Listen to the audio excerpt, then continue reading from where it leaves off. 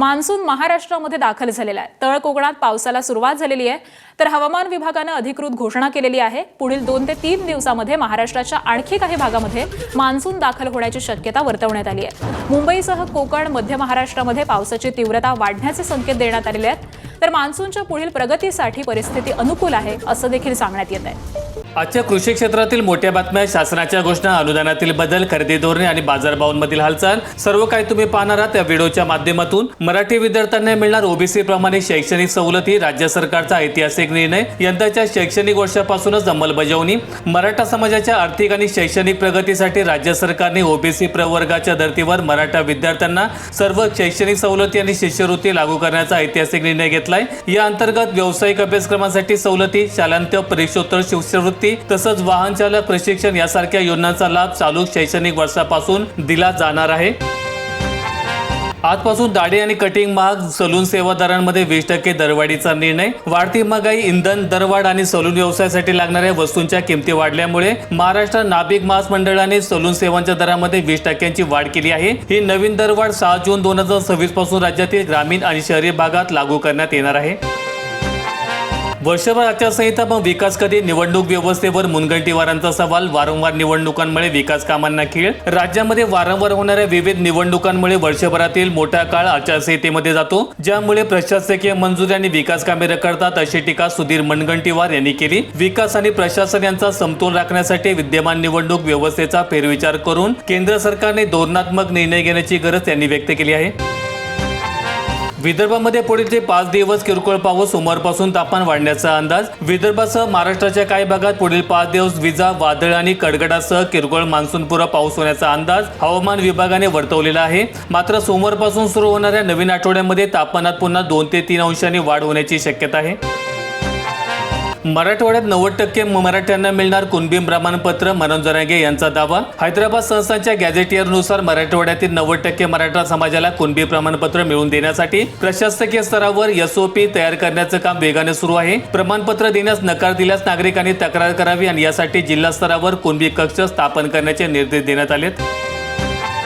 वैनगंगा नदी मृत्यूच्या दारात, आंबोरा येथील जलपात्राला जलकुंभीचा जीवघेणा विळखा, नदी परिसराची जैवविविधता धोक्यात।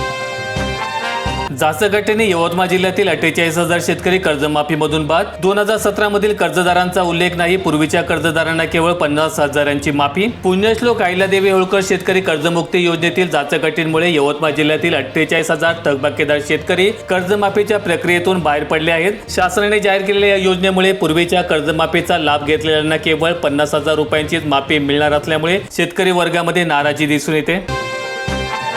एसटी स्थानके आणि बसही दर 4 तासांनी करणार स्वच्छ, प्रवाशांना मिळणार चकाचक सुविधा, दरवाढीचे संकेत। डिझेल दरवाढीमुळे एसटीला 450 कोटींचा फटका। देशामधील एटीएम मध्ये कॅशचा खडखडाट, मागणीच्या तुलनेत केवळ 55% रोकड उपलब्ध। देशभरामध्ये चलनाचा रेकॉर्ड साठा असूनही मागणी आणि पुरवठ्यातील तफावतीमुळे एटीएम मध्ये पैशांचा प्रचंड तुटवडा निर्माण झालाय। विशेषतः महाराष्ट्रातील ग्रामीण भागामध्ये शेतकऱ्यांना ऐन पेरणीच्या काळामध्ये रोकड मिळत नसल्यामुळे मोठे हाल होत असून नागरिकांना यूपीआय किंवा मायक्रो एटीएम वापरण्याचा सल्ला दिला जातोय। नागपूर जिल्ह्यामध्ये गुंठेवारी मुक्ती, कागदावरच 32 लाख फायली धूळ खात। 38 लाख कुटुंबे स्वतःचा प्लॉट असूनही तांत्रिकदृष्ट्या अनधिकृत छताखाली भरमसाठ शुल्कामुळे लाभार्थ्यांनी पाठ फिरवली। महाडीबीटी पोर्टलवर खरीप बियाण्यांचे वितरण सुरू, शेतकऱ्यांना अर्ज करण्याचे आवाहन। राज्यातील शेतकऱ्यांना खरीप हंगामासाठी महाडीबीटी पोर्टलवर प्रथम येणाऱ्यास प्रथम प्राधान्य या तत्वावर दर्जेदार बियाणे उपलब्ध करून दिले जात आहे। इच्छुक शेतकऱ्यांनी ॲग्रीस्टॅग फार्मर आयडी वापरून या पारदर्शक वितरण प्रणालीचा लाभ घ्यावा असं आवाहन कृषी मंत्र्यांनी केलेलं आहे। प्रवास सवलतीसाठी विद्यार्थ्यांना एनसीएमसी कार्ड बंधनकारक, बोनाफाईड प्रमाणपत्र देणं अनिवार्य, मुलींची संख्या जास्त।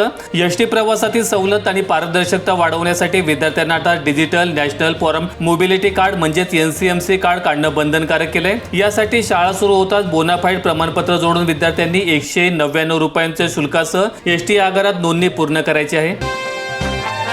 एप्रिल 2019 पासूनची सर्व पुनर्गठित कर्जे माफीला अपात्र। राज्य शासनाने नवीन शेतकरी कर्जमुक्ती योजनेतून 1 एप्रिल 2019 नंतर पुनर्गठित केलेली सर्व पीक कर्जे वगळण्यात आलेली आहेत। यामुळे कर्ज हप्ते थकलेल्या शेतकऱ्यांची संख्या वाढली असून सहकारी बँकिंग क्षेत्रातून आश्चर्य व्यक्त होताना दिसतंय।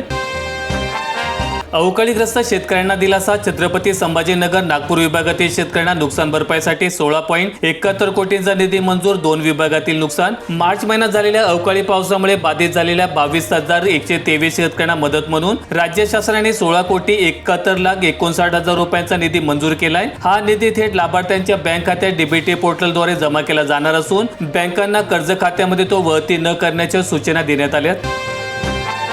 छत्रपती संभाजीनगर जिल्ह्यातील लासूर स्टेशन परिसरामध्ये मका खरेदी करायची नव्हती तर नोंदणी कशाला करली? संतप्त शेतकऱ्यांचा शासकीय भरड धान्य केंद्राला सवाल. शेतकऱ्यांना न्याय मिळवून देणार शासन मदत करणार का, असा सवाल. शासकीय भरड धान्य केंद्रावर नोंदणी करूनही बहुतांश शेतकऱ्यांची मका खरेदी न केल्यामुळे लासूर स्टेशन परिसरातील शेतकरी संतप्त झाले आहेत. मका खरेदी न झाल्याने शेतकऱ्यांना खासगी व्यापाऱ्यांना कमी दरामध्ये माल विकावा लागत असून त्यांना प्रति क्विंटल 600 रुपये नुकसान भरपाई मिळण्याची मागणी होते. मान्सून आज तळ कोकणात केरळमधून गोव्यामध्ये प्रचंड वेगाने आगमन. 17 राज्यांना पावसाचा इशारा. केरळमधून अवघ्या 24 तासात गोव्यामध्ये दाखल झालेला मान्सून प्रचंड वेगाने शनिवारपर्यंत महाराष्ट्रातील तळ कोकण, पुणे आणि मुंबई भागात पोहोचण्याचा अंदाज आहे. 5 लाख शेतकऱ्यांना मिळणार पूर्ण 2 लाख रुपयांची कर्जमाफी. उर्वरित लाभार्थी प्रोत्साहन निधीचे मुद्दल आणि व्याज जोडून रक्कम ग्राह्य. पीक कर्जाचे पुनर्गठन. राज्य सरकारने नवीन महात्मा ज्योतिराव फुले शेतकरी कर्जमुक्ती योजनेअंतर्गत 55,72,000 शेतकऱ्यांचे 2 लाख रुपयांपर्यंत पीक कर्ज पूर्ण माफ करण्याची घोषणा केली आणि या निर्णयामुळे राज्यातील जवळपास 5 लाख शेतकऱ्यांना थेट फायदा होणार असून उर्वरित पात्र शेतकऱ्यांना प्रोत्साहन निधी दिला जाणार आहे. यवतमाळ जिल्ह्यात 2200 कोटी पीक कर्ज वाटपाचं उद्दिष्ट. खरीपाचे मे अखेर 33% कर्ज वितरण. शेतकऱ्यांची बँकेमध्ये धाव. बँकांकडून जुन्या कर्जाच्या कारणास्तव टाळाटाळ होत असल्यामुळे ऐन पेरणीच्या तोंडावर शेतकरी खासगी सावकारांच्या दारात जाण्यामध्ये हतबल झालेले आहेत. यवतमाळ जिल्ह्यात पीक विमा प्रकरणांची फेरतपासणी होणार. उमरखेड तालुक्यामध्ये शेतकऱ्यांना दिलासा. तांत्रिक अडचणी आणि दस्तऐवज पडताळणीमुळे पीक विम्यापासून वंचित राहिलेल्या यवतमाळ जिल्ह्यातील शेतकऱ्यांच्या प्रकरणांची फेरतपासणी करण्याचा निर्णय घेण्यात आलेला आहे. पात्र शेतकऱ्यांवर अन्याय होऊ नये म्हणून प्रशासनाने सकारात्मक पाऊल उचलल्यामुळे शेतकऱ्यांना मोठा दिलासा मिळालाय. तंटमुक्तीचे पुनर्जीवन काळाची गरज. गावागावांमध्ये मोहिमांचा प्रभाव झालाय कमी. अनेक गावांमध्ये तंटमुक्ती समित्या कागदोपत्री अस्तित्वात असल्या तरी बैठक्या राहिल्यात मात्र कागदावरच. गावातील सामाजिक माध्यमांच्या वाढत्या प्रभावामुळे किरकोळ गैरसमजाचेही होतंय मोठ्या तंट्यामध्ये रूपांतर. मान्सूनचा वाऱ्याचा वेग वाढला. महाराष्ट्रामध्ये दक्षिण कोकण, गोवा आणि घाटमाथ्यावर 4 दिवस मुसळधार. मान्सूनच्या वाऱ्याचा वेग वाढल्यामुळे महाराष्ट्रातील दक्षिण कोकण, गोवा आणि घाटमाथ्यावरील काही भागामध्ये पुढील 4 दिवस मुसळधार पावसाची शक्यता हवामान विभागाच्या अंदाजातून व्यक्त करण्यात आली आहे. चक्रावून सोडणाऱ्या अटी आणि बळीराजा हतबल. अटी शर्तींमध्ये अडकलेल्या कर्जमाफीचा फायदा नेमका कुणाला? कर्जमाफीची घोषणा झाली तरी प्रशासनाकडे पात्र शेतकऱ्यांची यादीच नाही. कापसाच्या दरात 1,000 रुपयांची घसरण. 11% आयात शुल्क हटवल्याचा परिणाम. ज्याचा थेट परिणाम म्हणून खुल्या बाजारामध्ये कापसाच्या दरात प्रति क्विंटल 1,500 रुपयांपर्यंत मोठ्या प्रमाणात घसरण पाहायला मिळाली.